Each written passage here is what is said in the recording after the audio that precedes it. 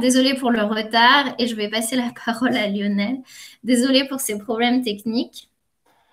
Oui, tout à fait. Alors, effectivement, petit problème technique au début, mais bienvenue à toutes et à tous. Vous savez que le festival Sérimania a été annulé, mais on tenait à vous faire vivre quand même certains des événements qu'on avait organisés pour vous.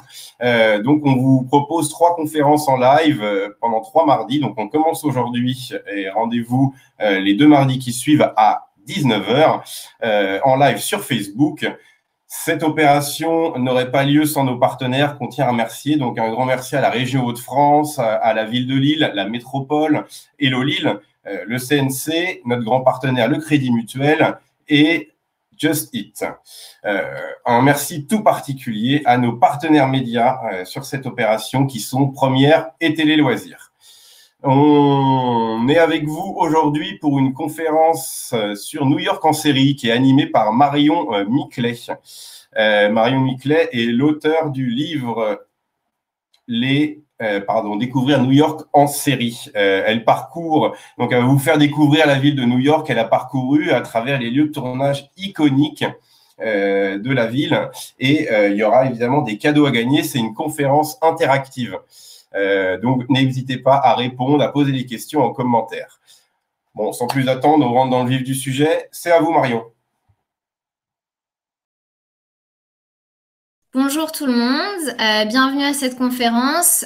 Donc désolée pour le petit retard et les problèmes techniques. J'espère que vous êtes tous sur la page Facebook de Sérimania et que vous me voyez, que vous m'entendez. Super, je vois que les commentaires commencent à arriver, donc ça a l'air de très bien marcher. Ouf. Alors, on y va. Donc, comme l'expliquait Lionel, ce soir, je vous amène à New York. L'idée, c'est de faire une conférence plus raccourcie et plus interactive, puisque elle n'a pas pu avoir lieu au festival cette année. Et bien sûr, de vous faire voyager. On est là pour un peu de dépaysement en ce temps de confinement. Et donc, je précise bien que la conférence va être interactive, qu'il y aura des choses à gagner. Donc, faites attention, il y aura des questions pendant ce live et à la fin. Donc, pourquoi New York? Alors, je vais vous montrer la couverture de mon livre que Lionel a évoqué. Donc, pendant tout ce live, en fait, j'ai préparé des visuels. Donc, vous allez me voir un peu jongler entre la vidéo et les visuels. Et merci à tous pour les commentaires. C'est super, je suis contente que ça marche. Donc, pourquoi New York? En fait, je pense qu'en tant que sériephile, on est tous un peu déjà allés à New York. Qu'on y soit allé en personne ou pas, ou qu'on rêve d'y aller, on a un peu tous des repères, des visuels new-yorkais, cet imaginaire collectif qu'on partage en tant que sériephile.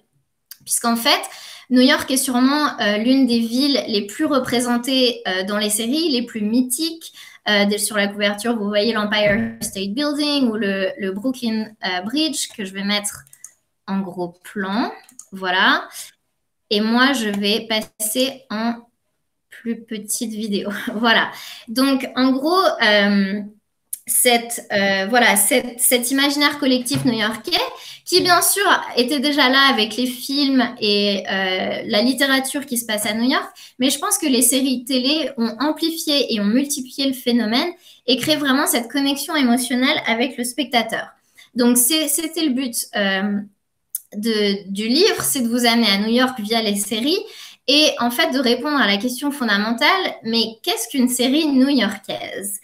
Donc on va explorer ça dans ce live et juste pour vous expliquer un peu le concept du livre, dans chaque chapitre, je focus sur une série new-yorkaise emblématique ou un thème, par exemple les séries policières ou les séries romantiques, les séries de super-héros. Et en introduction, je présente un angle d'analyse socio-culturelle. En fait, qu'est-ce que cette série ou ce thème a à nous dire sur la vie à New York, sur l'histoire de New York, sur ses quartiers. Et ensuite, j'emmène le lecteur, le spectateur, dans une visite guidée sur mesure, avec à la fois des lieux de tournage de séries et en même temps des lieux inspirés par les personnages de séries. Et donc, pour ce live, j'ai choisi plusieurs de ces lieux. D'ailleurs, juste pour info, toutes ces balades, elles sont aussi disponibles, bien sûr, dans le livre, mais aussi en version carte interactive sur mon site web, marionmiclet.com. Pour info, voilà. Donc, je vais aussi vous montrer d'ailleurs quelques cartes pendant ce live. Donc, chacun de ces lieux, je vais vous les faire deviner. Je vais vous montrer des photos de New York et il faudra que vous deviniez la série. Donc, postez dans les commentaires. L'équipe de Série Mania les regarde attentivement et on annoncera les gagnants à la fin. Et en plus de cela, il va y avoir une question bonus avec des réponses qui seront disséminées pendant la conférence. Et à la toute fin, vous pourrez gagner des exemplaires de mon livre sur New York. Donc, restez là et prêtez attention. Et c'est parti. On va maintenant partir à New York avec les séries. On va découvrir plusieurs ambiances différentes. Et ensuite, j'ouvrirai le live aux questions. Je regarderai vos questions et on fera une petite session de questions-réponses. Alors, c'est parti avec la première photo. Alors, moi, je vais essayer de rester en petite fenêtre pour que vous voyez mieux. Voilà. Donc, en fait, là, c'est un building de New York que, a priori, je pense, personne ne reconnaîtra, puisqu'en fait, ce qui est montré ici, c'est une adresse. C'est l'adresse qui est mentionnée dans la série en question, l'adresse où vit le personnage principal. On est au 129 West 81st Street. Donc, on est dans un quartier du Upper West Side de Manhattan. Peut-être que là, ça vous aidera plus. Je vais vous montrer un autre endroit où les personnages de cette série adorent passer du temps. Alors, là, par contre, c'est un endroit qui vraiment apparaît dans la série, qui est omniprésent dans la série. C'est la façade d'un restaurant qui s'appelle Tom's Restaurant, mais qui dans la série a un autre nom et où se retrouvent les personnages pour parler de tout et de rien, yada, yada, yada. C'est une série un peu plus ancienne que Sex and the City. Elle démarre en 1989. On est dans les années 90. C'est une sitcom. Je vois beaucoup de Sex and the City. Voilà, ça y est, Seinfeld. Les commentaires arrivent. Bravo tout le monde. Vous avez découvert la première série. Alors, je vous montre quand même la réponse. Voilà. Et donc, ça, c'est aussi la couverture du chapitre Seinfeld de mon livre avec, en fait, un chapitre entier consacré à l'exploration du quartier de Jerry Seinfeld, qui est le Upper West Side. Donc, je ne sais pas si vous voyez très bien, mais en gros, c'est un quartier de New York, de Manhattan, du nord-ouest, entre Central Park et la Hudson River. Donc, allons-y avec Seinfeld. Donc, je vais réduire cette carte et je vais vous mettre un visuel de la série. Seinfeld, c'est parti. On va passer quelques instants avec cette série. Je pense qu'il y a quand même des fans parmi vous. Donc, ce qui est intéressant avec Seinfeld, c'est que c'est une série new-yorkaise par excellence. C'est peut-être l'une des séries qualifiées comme la plus new-yorkaise de tous les temps. Et en même temps, elle est tournée à Los Angeles. Donc là, vous avez bien vu la façade du diner Tom's Restaurant qui s'appelle Monks dans la série, où les personnages là sont en train de se retrouver. Et en fait, même si cette série est incroyablement new-yorkaise, elle est tournée à Los Angeles. Donc, en fait, elle va nous aider à définir les contours de cette fameuse question, qu'est-ce qu'une série new-yorkaise? Et la première chose dont on se rend compte, c'est que ce ne sont pas forcément une définition géographique. En fait, une série new-yorkaise, c'est une série qui présente l'essence de New York. Alors, qu'est-ce que ça veut dire? En gros, c'est une série qui a des choses à nous montrer, des choses à nous dire sur la vie quotidienne à New York, sur ses quartiers, sur ses habitants, sur son histoire. Et Seinfeld, en fait, présente cette essence new-yorkaise avec un angle un peu particulier. Donc, on est dans la première ambiance, c'est une série un peu cynique. En fait, c'est la création de Jerry Seinfeld qui met en scène sa propre vie. Et de Larry David. Alors, je vais faire une toute petite entorse, mais Lionel, je crois que je t'entends encore. Je ne sais pas si vous l'entendez, donc j'espère que vous entendez que moi. Désolée, je reprends le fil de Seinfeld avant de passer au prochain lieu. et à la prochaine série. Donc voilà, on est avec ces personnages créés par deux New-Yorkais pure souche, Jerry Seinfeld et Larry David, qui sont expatriés à Los Angeles. Et en fait, ils ont un peu le recul et le détachement nécessaire pour parler de leur vie new-yorkaise avec ce cynisme et présenter un style de vie qui est représentatif d'un certain milieu. C'est ce qu'on appelle les yuppies, donc c'est un peu l'équivalent des bobos à l'époque, et ils n'ont pas de vrais problèmes, et la série en fait s'amuse à la fois à accentuer et déconstruire beaucoup de stéréotypes sur la vie quotidienne new-yorkaise, avec des choses à la fois qui font rêver les spectateurs, mais aussi on a aussi les frustrations de prendre le métro, trouver un appartement, etc. Donc c'est une série pas du tout politiquement correcte, avec des personnages assez grincheux, et pourtant, ce qui est vraiment incroyable, c'est que la série devient un phénomène. En fait, les vrais fans de Seinfeld, ce qui leur parle beaucoup, c'est qu'ils ont l'impression de faire partie d'un cercle d'initiés. Donc, ça va être un cercle qui va grossir énormément parce qu'en fait, dans cette série où New York se regarde un peu le nombril, on a un peu l'image d'un méta-New York. Ça plaît et la série devient de plus en plus populaire avec cette idée que être new-yorkais, c'est un peu comme être fan de Seinfeld, ça se mérite. Donc, ça a créé en fait une sorte de dévotion particulière à cette série, notamment au diner que je vous ai montré, qui devient peut-être un des premiers grands lieux de pèlerinage sériephile à New York. Les fans, les touristes se rassemblent et prennent des photos encore aujourd'hui. C'est une façon de revendiquer son appartenance en fait au fait d'être fan de Seinfeld. Donc, on va passer à un deuxième lieu de pèlerinage sériephile, un deuxième lieu iconique, emblématique d'une série new-yorkaise. Et je vais essayer de vous la faire deviner. Alors, en premier lieu, voilà, en premier lieu, je vous montre un peu un gros plan. On est dans un immeuble, je vois que les commentaires sont déjà en feu. On est dans un immeuble du sud de Manhattan. On est à Greenwich Village. Donc, je vais vous montrer rapidement la carte avant de repasser à l'immeuble, que je vais vous montrer moi un gros plan. Voilà, donc en fait, là, on voit la série se déroule dans tout cet univers du sud de Manhattan. On est au croisement de Bedford Street et Grove Street. Et voici l'immeuble dans toute sa splendeur.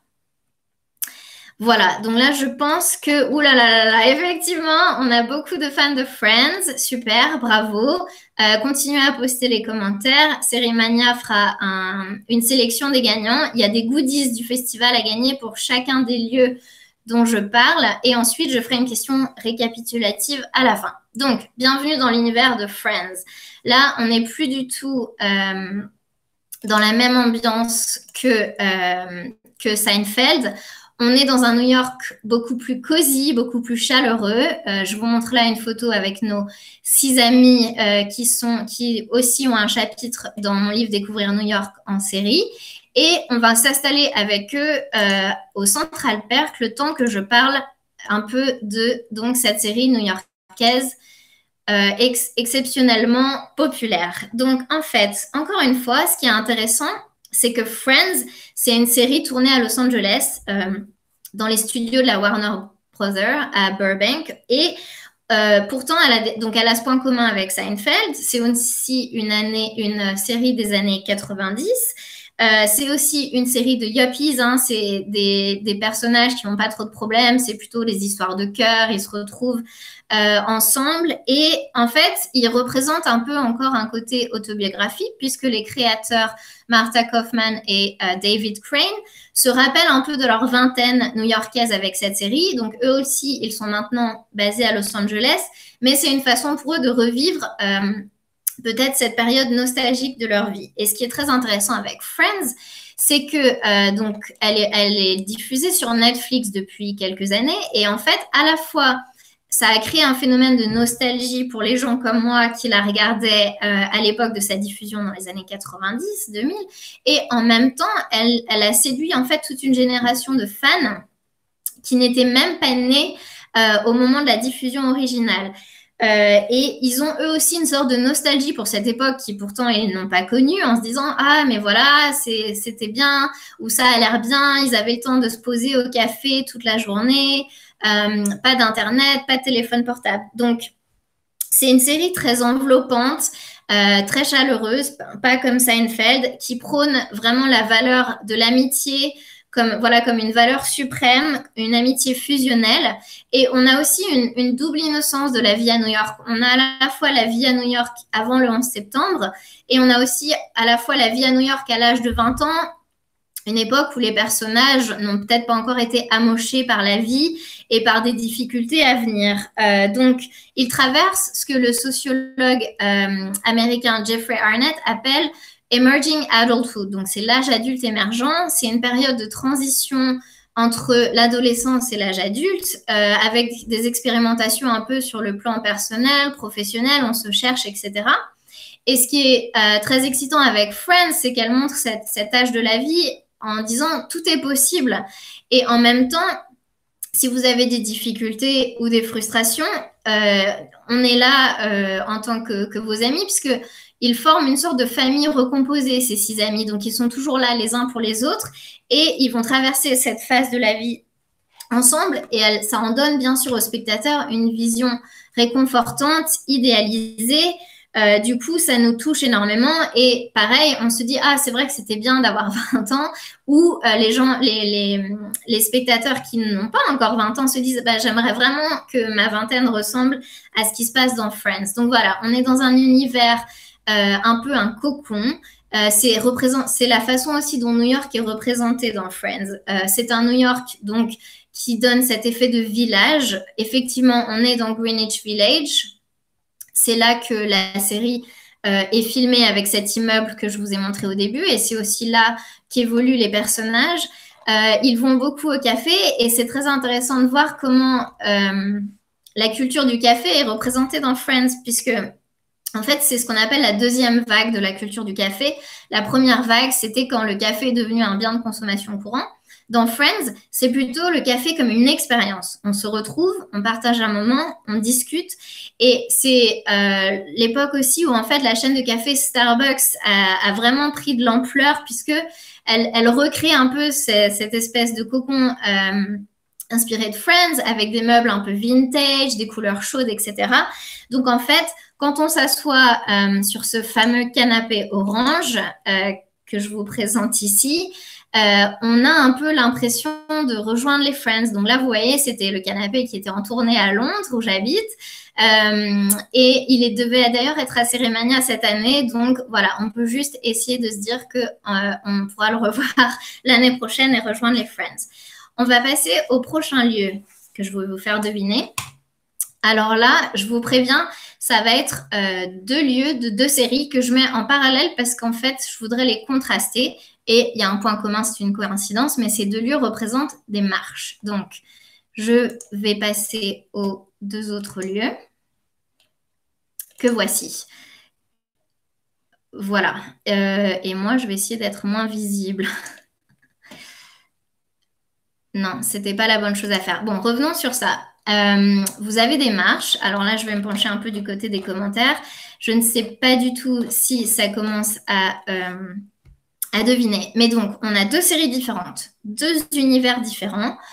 À droite, on est dans l'appartement d'une des 4 héroïnes de cette série. Je vois que ça commence à deviner. Ouais, et il y a des commentaires corrects, c'est très bien, continuez, bravo. Et l'autre, qui ressemble un peu à un tribunal, c'est une série aussi des années 90 qui est devenue une énorme franchise. Donc voilà, je vois très bien. Je vois qu'il y a beaucoup de bonnes réponses. Donc effectivement, on va maintenant passer aux séries policières new-yorkaises. Donc ici, c'est un visuel de Law and Order. Donc, pourquoi j'ai contrasté ces 2 séries? Alors, enfin, pourquoi je les ai mis en même temps? La deuxième, c'était Sex and the City. Maintenant, je vous dis la réponse. Donc là, on passe aux séries policières et à Sex and the City. Pourquoi je les mets ensemble? Parce qu'on est toujours dans cette période des années 90 à New York, mais enfin, on a des séries qui s'emparent des rues new-yorkaises et qui filment sur place. On n'est plus comme Seinfeld et Friends en studio à Los Angeles. on est vraiment dans la rue.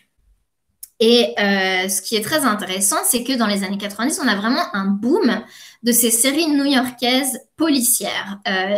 Les police procedurals, c'est un format assez spécifique qui marche très bien à l'époque, où en fait l'intrigue est résolue en un épisode, et ce sont donc des séries qui sont faciles à prendre en cours, faciles à exporter, et on sait que Law & Order a une longévité incroyable, donc 20 saisons plus des spin-offs, voilà. Et donc, je voulais vous montrer en fait que c'est pas la seule série policière new-yorkaise à l'époque. On a vraiment une multiplication de ces séries. Donc là, j'en ai listé quelques-unes. Elles sont toutes filmées à New York dans les années 90. True Blue, Law & Order dont je parlais, le spin-off New York Unité Spéciale, mais on a aussi New York Undercover, Brooklyn South, Third Watch. Je sais même pas si ces séries ont été vraiment diffusées en France. Elles étaient assez brèves. Et bon, bien sûr, NYPD Blue, New York Police Blues. Donc, juste pour vous montrer ce boom des séries policières. Alors, on peut se demander qu'est-ce qu'elles sont venues chercher dans les rues de New York.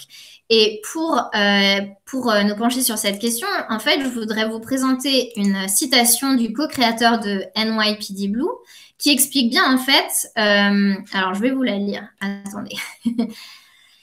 Donc, c'est Steven Bocco qui dit « New York est le cadre parfait pour un cop show, si divers et si dense, tellement de choses se passent à New York chaque jour, ouvrez un journal, tout est là. » Donc, on va revenir sur un visuel de Law & Order, voilà, qui montre très bien que les caméras sont posées dans la rue. Et en fait, effectivement, ce que ces séries policières, elles cherchent à New York, c'est toute cette diversité, cette architecture. Par exemple, Law & Order, c'est 456 épisodes qui sont filmés dans les 5 boroughs, les 5 arrondissements de New York. Donc, bien sûr, Manhattan qui est le plus connu, mais aussi Brooklyn, le Queens, le Bronx, Staten Island. Donc, ça nous donne en fait une facette, un visage de New York beaucoup plus étendu. Et on sait aussi que Law & Order est une série qui aime présenter des faits divers ou s'inspirer de l'actualité pour construire ses histoires, mais avec un côté un peu sensationnaliste. Donc, cette combinaison, elle crée donc cette ambiance-là que je voulais vous montrer avec les séries policières, qui peut se résumer par le mot anglais gritty. Donc, en fait, c'est difficile à traduire, mais c'est un côté un peu authentique, brut, un peu sordide. Et effectivement, ça, c'est parfait pour les séries policières. Sauf que, ce qui est très drôle, c'est qu'en fait, dans les années 90, le NYPD, vraiment le vrai département de la police à New York, subit de profondes réformes. Et en fait, le taux de criminalité new-yorkais à l'époque est en chute libre. La ville est en train de devenir plus sûre qu'elle ne l'a jamais été. Et pour encourager les gens à revenir à New York, puisque New York avait quand même une réputation d'être très dangereuse, le maire de l'époque décide de multiplier les tournages dans la rue, en se disant, bah, comme ça, on va redorer le blason de New York, on va montrer New York dans les films, dans les séries, on va créer de l'emploi aussi, ça va montrer une image positive de la ville. Donc, ironie du sort, quelles sont les séries à tourner beaucoup dans la rue à l'époque où New York est de moins en moins dangereux? Ce sont les séries policières qui montrent un New York toujours très dangereux. Mais au final, tout le monde est content puisque donc la série Law & Order, il a été estimé qu'elle a rapporté à la ville de New York au moins $1 milliard. Donc, c'est comme on dit, en fait, il n'y a pas de mauvaise... enfin, tout est bon à prendre tant qu'on parle de New York, ça fait venir les touristes.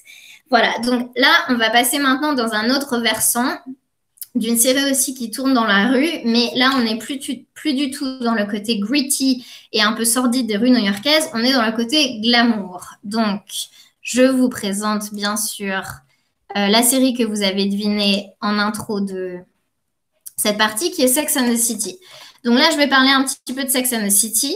Et ensuite, il y aura encore une dernière série, un dernier lieu que je vous ferai deviner après. Et ensuite, on fera la question finale. Alors, Sex and the City, c'est parti.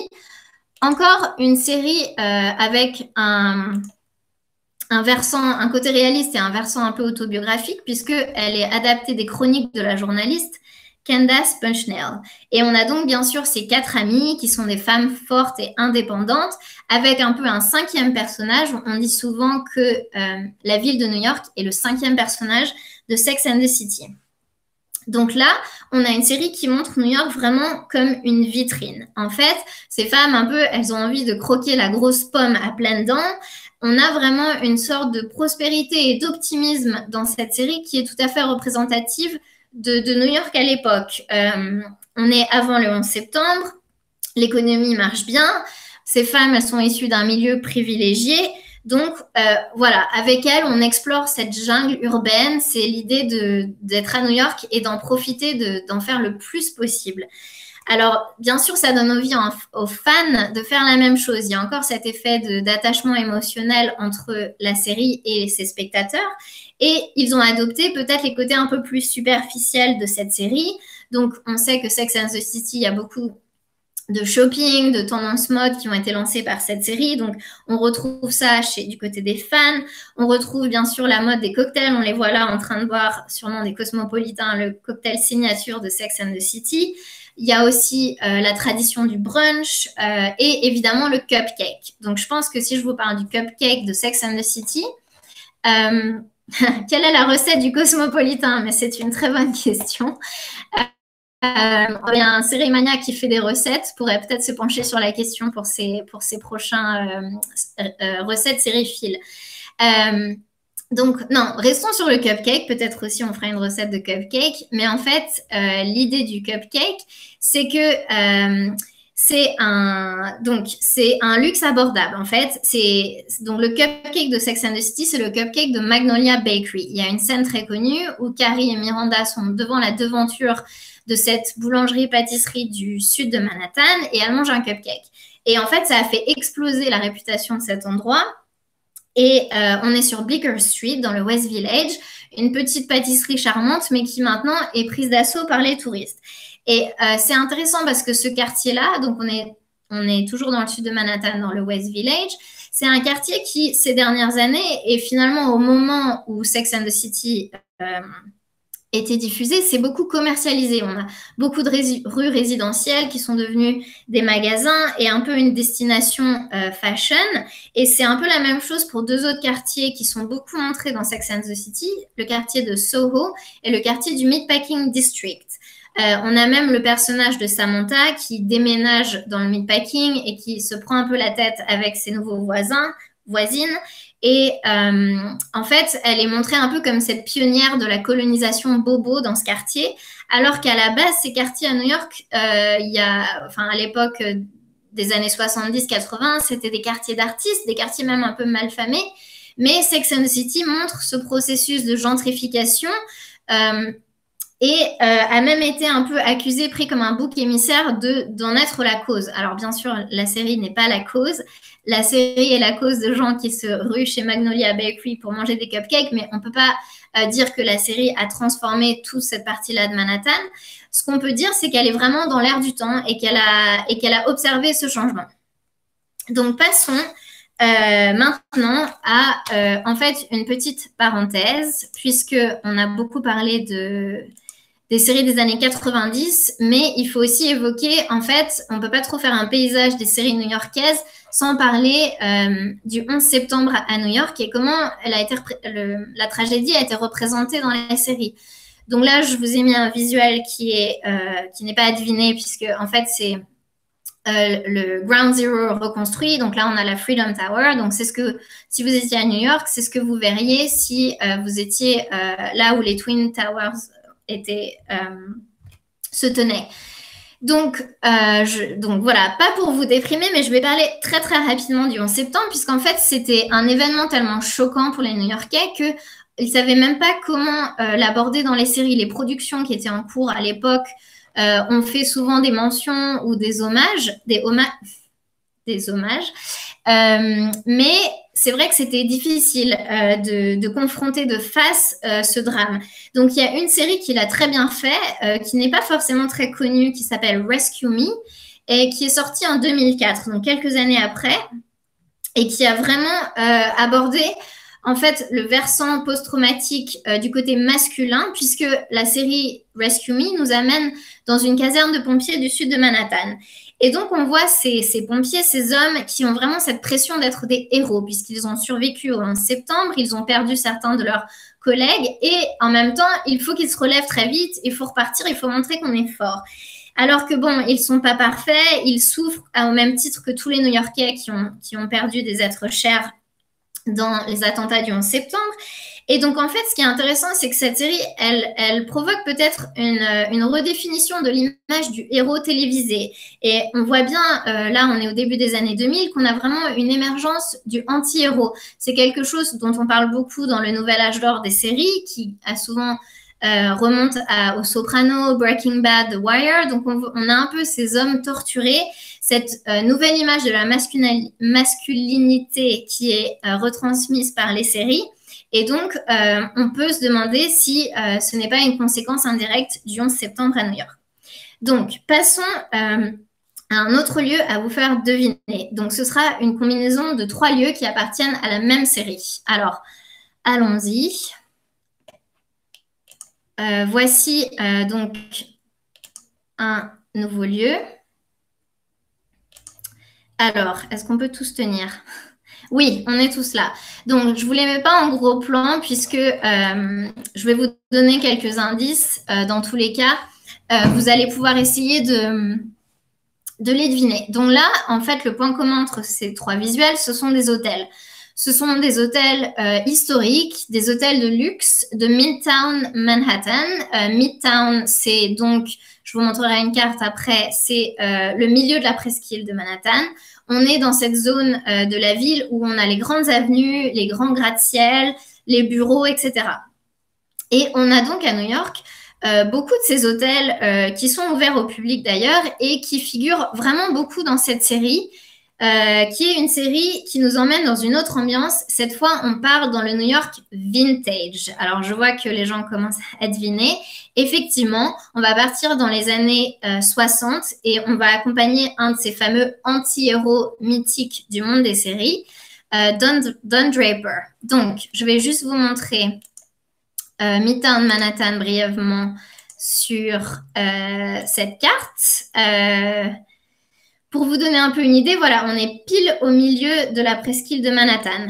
Et on va parler maintenant de Mad Men. Donc Mad Men, c'est aussi une série sur laquelle je me penche longuement dans un chapitre de mon livre Découvrir New York en série.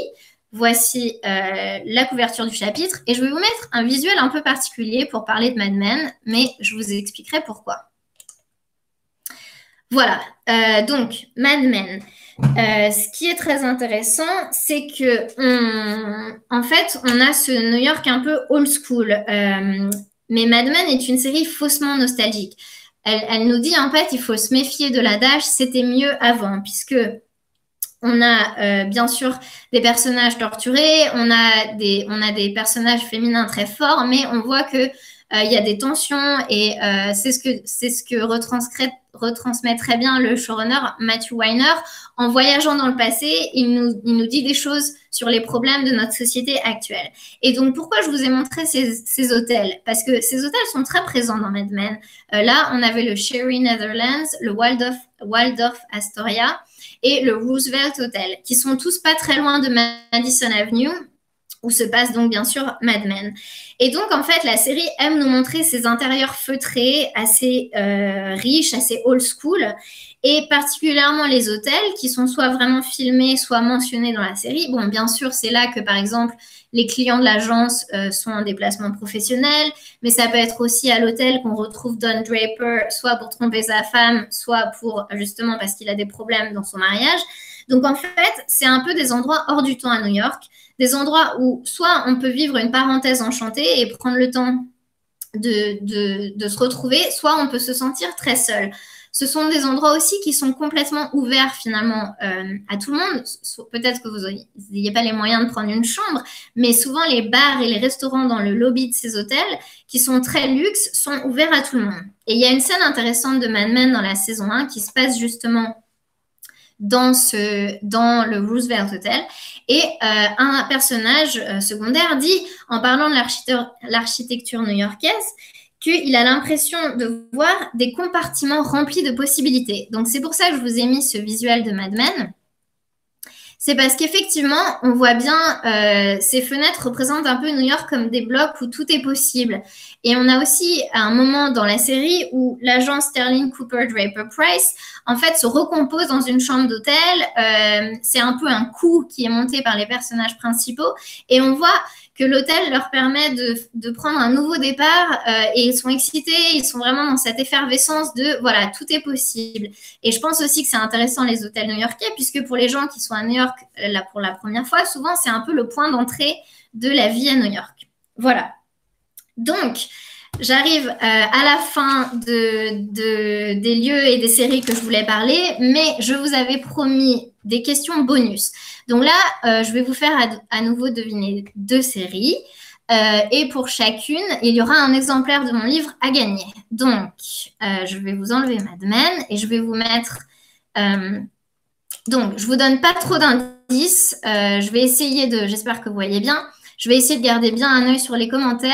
Mais voici une nouvelle série que je vous fais deviner. Et la personne qui réussit ou qui est tirée au sort avec la bonne réponse remportera un exemplaire de mon livre « Découvrir New York en série ». Alors, je vois qu'il y a certains commentaires qui commencent à être rédigés. Je ne sais pas si je continue à donner des indices.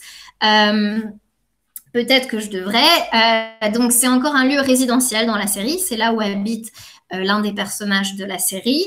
C'est un quartier de New York que je n'ai pas encore évoqué. Voilà, je vois qu'il y a plein de bonnes réponses. Donc, je vais vous dire effectivement bravo, vous avez bien deviné. Nous sommes dans la série Girls, qui est une série new-yorkaise, mais Brooklyn, vers le côté Brooklyn de l'expérience new-yorkaise, et qui a une identité new-yorkaise évidemment aussi très forte. Donc là, je ne vais pas en parler dans cette conférence, mais je suis ravie de voir qu'il y a des fans de Girls qui sont là ce soir. Donc bravo. Maintenant, on passe à une deuxième série que je vais vous faire deviner. Attention, c'est la toute dernière à deviner, et il y a encore un livre à gagner. Donc là, j'explique juste un petit peu. Ce que je vais vous montrer, c'est... donc, j'avais dit que je placerais un indice dans le live. Donc, en fait, c'est une série dont peut-être j'ai déjà parlé ou peut-être j'ai évoqué un aspect de cette série pendant le live. Donc, je vais vous montrer... j'ai préparé 3 visuels. Ce sont en fait, là, ce n'est pas des photos que moi j'ai prises. Ce sont des extraits du générique. Et je vais mettre le premier et on va voir si vous reconnaissez ou pas du tout cette série. Donc là, on est dans le générique d'une série dont j'ai peut-être parlé ou pas pendant la conférence, d'une façon directe ou indirecte. Et j'ai encore 2 autres visuels. Si celui-là ne réveille pas votre mémoire de fan de séries new-yorkaises, je peux vous dire que c'est le Manhattan Bridge, si je ne dis pas de bêtises. Là, on est dans une vue qui est très connue maintenant, qui est partout sur Instagram. Mais à l'époque, la série, c'est une série pré-Instagram. Donc, c'est juste une vue new-yorkaise assez spectaculaire. Alors, je vois qu'il y a des propositions. Ce que je vais faire, c'est que, oui, effectivement, je vois du Gossip Girl. Mais là, cette vue-là n'apparaît pas dans le générique de Gossip Girl. Donc, je vais vous montrer un deuxième visuel issu du générique de cette série. Alors là, attention, je pense que ça va être plus explicite. Alors, je ne sais pas, c'est peut-être mieux comme ça. Si vous voyez, voilà. Donc là, on a un camion du FDNY, qui est le Fire Department of New York. Donc, cela nous fait penser à des pompiers. Je pense que là, c'est assez explicite. Alors, je vois qu'il y a plein de guesses et de gens qui répondent. C'est super. Alors, je vais vous montrer. Je vais vous laisser quelques instants encore. Et je vais vous montrer bientôt le 3e visuel qui, normalement, devrait départager ceux qui ont bien deviné que c'était une série où il y avait des pompiers, mais peut-être n'avaient pas la bonne encore. Voici le personnage principal, toujours un extrait du générique. Et je pense que vous avez tous effectivement reconnu le personnage principal, Tommy, de la série Rescue Me, qui était bien la série dont j'ai parlé tout à l'heure quand j'ai évoqué le 11 septembre et sur laquelle je ne vous avais pas montré de visuel. Alors, bravo, bravo tout le monde. Il y a l'équipe de Série Mania qui est en train de passer derrière vous dans tous les commentaires et on va essayer d'annoncer tous les gagnants des goodies du festival Série Mania et des 2 exemplaires de mes livres à la fin de ce live. Mais pour donner un peu le temps à l'équipe de faire le tri entre tous ces heureux gagnants, moi, je voudrais ouvrir ce live aux questions, comme je l'avais annoncé au début. Donc, vous pouvez me poser n'importe quelle question. J'essaierai d'y répondre de mon mieux. Et je vois que Lionel veut intervenir aussi. Alors, je vais vous... Ah oui, pardon. Lionel me précise qu'on fait 3 questions. Donc, préparez vos meilleures questions. Comme ça, je peux en choisir 3. Si vous avez des questions sur le livre, sur New York, sur les séries, sur quelles autres séries on retrouve dans le livre, voilà, je suis à disposition. Et restez jusqu'à la fin, puisqu'après, on annoncera les gagnants. Donc, bravo en tout cas, il y avait une super participation et je vois que vous êtes très calés en série new-yorkaise. C'est très impressionnant. Alors, quelle est ma série préférée? Ça, c'est une question difficile. Je pense que clairement, vous avez deviné que ma ville de série préférée, c'est New York. Et je vais peut-être prendre cette question pour en mentionner 3 récentes, 3 séries new-yorkaises qui m'ont beaucoup plu, beaucoup marqué, qui sont plus récentes, donc que j'ai pas pu forcément explorer autant dans le livre, mais je vous recommanderais beaucoup Succession, qui est une série sur une famille ultra riche new-yorkaise qui possède un empire médiatique et qui se dispute un peu le trône. C'est un peu Game of Thrones version qui va reprendre l'entreprise. Donc c'est vraiment une série très... Là encore, on est dans une ambiance plutôt cynique, mais en même temps très drôle. Les dialogues sont très fins, donc je vous recommande très fortement Succession. Et j'aime aussi beaucoup Mrs. Maisel pour quelque chose de new-yorkais encore un peu vintage dans les années 50. Alors, je vois s'il y a d'autres questions. Quelle est la série à regarder pendant le confinement? Est-ce que tout quoi? Le coût financier. Ok. Alors, j'ai une question sur le coût financier de tourner les séries à New York. Peut-être ce serait intéressant parce que ça va me permettre de parler de l'initiative Made in New York. Donc, j'ai parlé brièvement du fait que dans les années 90, le maire a encouragé les tournages dans la ville. Mais en fait, il y a vraiment une association, une organisation new-yorkaise qui s'appelle Made in New York, fait à New York, qui encourage à la fois le cinéma, la télévision, le théâtre, toutes les productions locales en fait ont des baisses d'impôts pour vraiment encourager les séries à tourner dans les rues de New York. Et maintenant, quand vous allez à New York ou quand je vivais à New York, ça m'arrivait très souvent en fait de voir des rues coupées pour les tournages avec des petits panneaux avec le logo Made in New York, avec parfois des noms de codes secrets pour dire telle ou telle série sera tournée là à telle heure, la rue est bloquée. Donc, c'est une ville où il est assez facile de tourner, c'est toujours encouragé. Alors, super, vous mettez vous aussi des recommandations de séries. Effectivement, dans les séries new-yorkaises, High Fidelity est une série très récente. High Maintenance, super. On me pose une question sur un prochain volume. Alors, je vais aussi vous rappeler qu'il y a Découvrir Londres en série qui est paru. Si vous êtes fan de Doctor Who, de Fleabag, de Catastrophe, de Sherlock, de The Crown, je vous invite vraiment à découvrir ce livre. Et je vais repasser, je pense, la parole à Lionel qui va remercier tous les participants, etc. Et je vous dis à très bientôt. Merci à tous de votre participation. Lionel, c'est à toi. Oui, je suis là, la magie de la technique. Merci beaucoup Marion, c'était super intéressant. On espère que ça vous a tous plu. Alors, vous avez été nombreux à répondre aux questions dans les commentaires. C'est Sabine Diandria et Flora Funke qui ont gagné les livres. Pour les goodies, on va vous répondre en commentaire parce que vous avez été extrêmement nombreux, extrêmement rapides. Bravo, bravo, bravo. On remercie encore une fois nos partenaires qui nous soutiennent, nos deux partenaires médias sur cette opération première et Télé Loisirs.